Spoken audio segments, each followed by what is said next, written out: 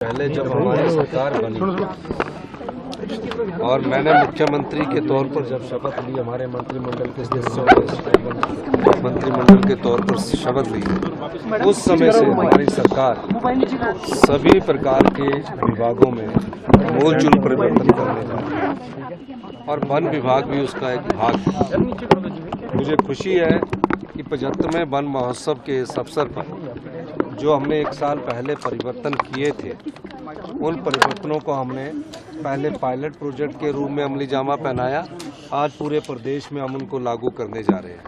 क्या थे ये परिवर्तन? अगर कहीं रेंज में सूखा पेड़ गिर जाता था, उसको हम उठा नहीं सकते थे, और कोई बरसात के समय भारी तबाही आपदा के समय हुई, पेड़ सड़कों पर गिर गए, उसकी परमिशन को समय लग जाता था। जंगलों में, गांव के जंगलों में हजारों पेड़ गिर जाते थे।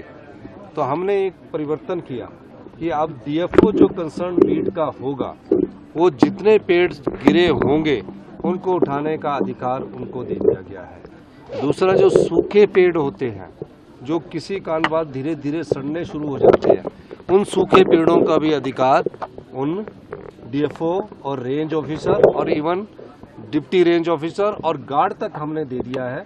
गार्ड रिकमेंडेशन करेगा कि यहाँ पेड़ गिरा है और डीएफओ उसकी परमिशन देगा। डिप्टी रेंजर को भी एक लिमिट है कि इतने पेड़ गिरे हैं, उसकी परमिशन भी डिप्टी रेंजर तक देगा। ये पहली बार 40 साल में हम इस व्यवस्था परिवर्तन हमने ये किया है। दूसरा कि जो हमारे प्रोजेक्ट हो जाते थे एफसीए केसेस के बाद स्टेज 1 होती है और स्टेज 2 होती है।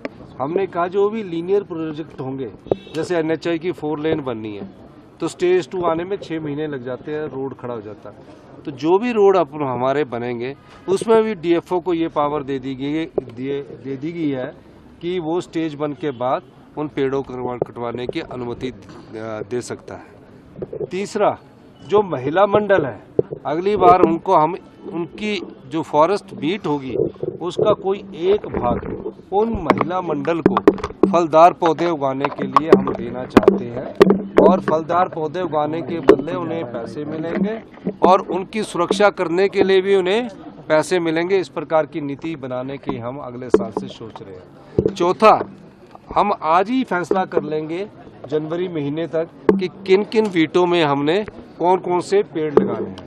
पांचवा, अभी तक फलदार पौधे 30% ही लगाए जाते थे। हमने फैसला किया है कि अगले 1 और 2 साल में 60% फलदार पौधे उस जिला की ज्योग्राफिकली के हिसाब से जंगलों में लगा दिए जाएंगे, ताकि जैसे कि शिमला जिला में कौन से फलदार पौधे होते हैं, कांगड़ा जिला में कौन से फलदार पौधे होते हैं, सोलन जिला में कौन से फलदार पौधे होते हैं, सिरमौर जिला में कौन से फलदार पौधे होते हैं, और जंगलों में जो हमारे पुराने जंगली जो फलदार पौधे होते हैं, उन सबको लगाने की हमने नीति का अनुमोदन आज किया।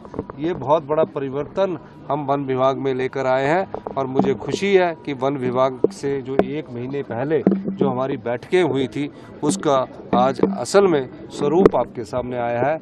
और वन विभाग के रूप में सभी जिलों से भारतीय जनता पार्टी के भी जितने विधायक हैं, सबको ये है कि सब फॉरेस्ट डिपार्टमेंट के अधिकारी 68 के 68 विधायकों के पास जाकर जिस प्रकार का वो पौधारोपण करना चाहते हैं, उस दिशा में आगे बढ़े।